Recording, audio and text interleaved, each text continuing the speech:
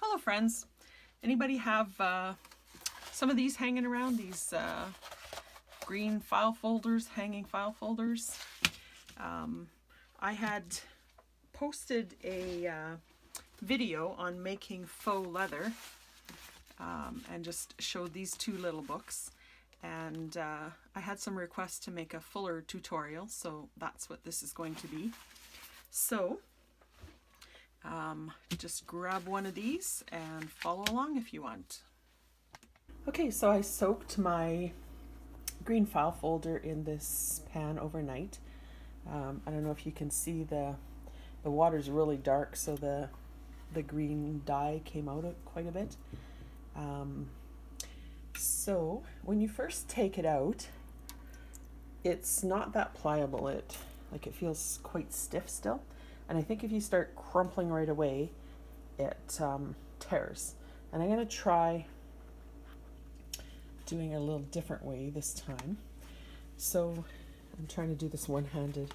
So kind of just fold it, just instead of like a crumply, just kind of accordion fold roughly. And just squeeze a little bit here. And then open it up. I tried this with a couple other ones this morning already, and it worked pretty good. So it's hard to do this one-handed though. And then kind of fold it the other way, and just kind of fold and just gently crumple. Be careful on the edges, because I think that's where it will be more inclined to rip. Although if you cut your piece a little bit bigger, you can also trim that off. So just squeeze it that way. Then you can kind of do it a little bit kind of diagonal. And just gently squeeze. And do it diagonally the other way.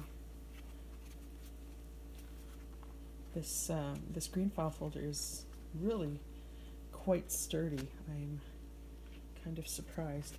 So when you do that a few times, you'll notice it's starting to get quite pliable, and then you can start doing it a little bit, not rough, but just sort of, more of a ball kind of thing, and just gently squeeze.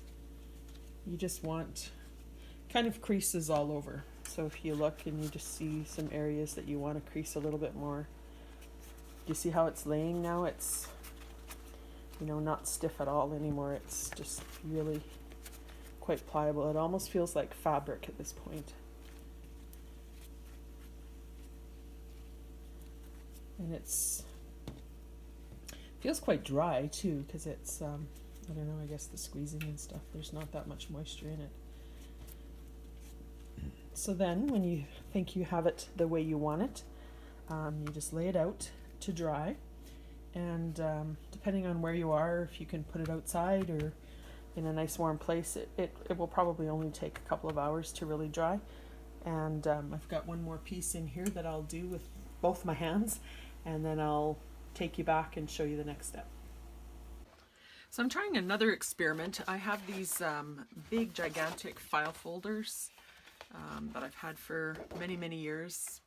I think I just got them at a garage sale, so I don't know if you can even get these anymore, but they have that kind of mottled look as well.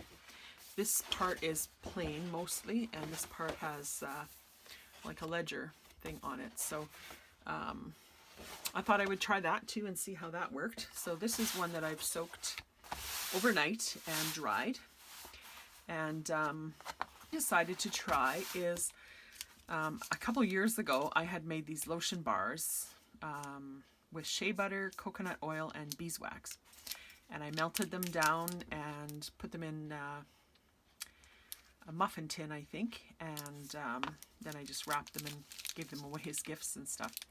And I still had a bunch, or a few of them, so I thought I would try that, and I think that works actually really well. It's really easy to put on, and then I still run my fingers over it like this, but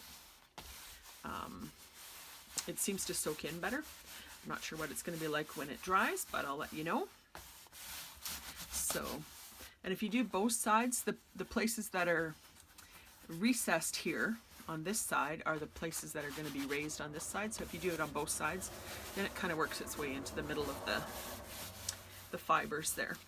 And the other thing I have is this, it's beeswax and mineral oil blend. And this is, I was saying that I use this on my wooden salad bowl. It's from Holland Bowl Mill.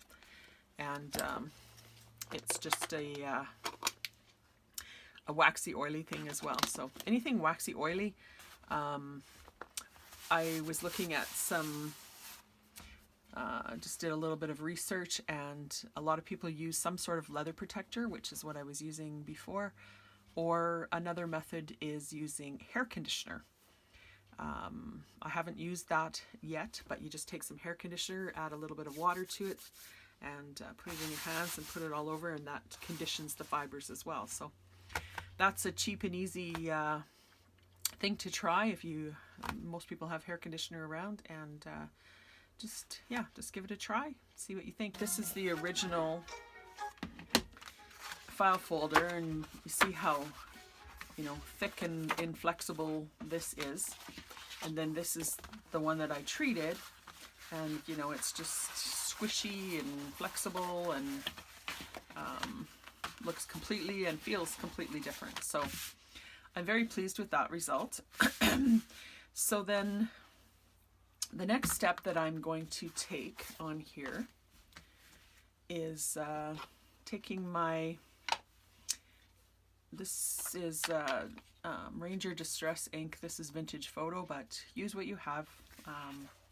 You don't have to use this exact one, but to get the variations in the leather, I'm taking this stamp pad and just running it lightly across the surface. And I really like the dimension that this gives. So I just do that. And then I'll take my dauber thing, pardon me, and just go over it lightly, and it kind of softens those what it put on the raised edges, and it also drives a little bit of that color into the lower areas. So you can do this a couple of times if you like, until you see what you like, the color that you like.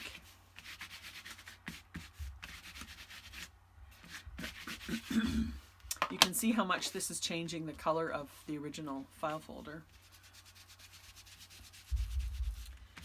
So just work at it a couple of times until you're happy with the result. And then just let it dry for, I don't know, another hour or whatever, until it completely dries. Here's two colorful ones. Here's a blue one with a lighter blue inside, but not mottled. These are letter size, and the other ones were legal size. And this one is red with kind of pink inside. So I think I'm going to try these two just to see what I can come up with. So here's my stack of faux leather from these experiments. These two are from the very first tutorial that I had, just flipping through different things. So these were both using the green file folder. This one I put muslin inside, and this one I put some batting and fabric inside. So those turned out really nice, slightly different colors. And then I made this one from the green file folder as well. This one I embossed a little bit on it, stitched around it. This is a single layer. That one turned out really nice as well. This one I did a double layer, so I stitched it together into a double layer. And I really like the texture of this one. It's thicker. This is the one I used the yellow-ish large file folder for. So I really like that one. And then I experimented also with some colored file folders. So I did 3 different colors. There's a darker color on the outside of the folder and a lighter color inside. So I made these out of one file folder, and these out of one, and these out of one. And then for these ones, I just trimmed them down a bit and just lined them with some pattern paper and stitched around them. So I'm not sure exactly what I'm going to do with these ones yet, but I have them all ready to go. So these ones turned out neat too. These ones are a little bit more fragile than the green ones though. There was a little bit of tearing on some of them. You can see that on the spine. This one I'll just cover the spine, so that won't be a big deal.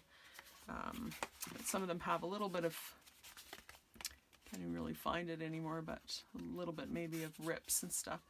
So you can cover that or do whatever, but I was most impressed with these ones were the green file folders, hanging file folders, and this one was the yellow file folder that I had. So I really like these ones the best for the color, and it's just really nice texture, so that's probably my top choice. This one I really like the double layer for that file folder, and these are pretty, but a little more fragile, so they were a little bit harder to do. So there's the end of my experiments for now, and I'll see you in the next video.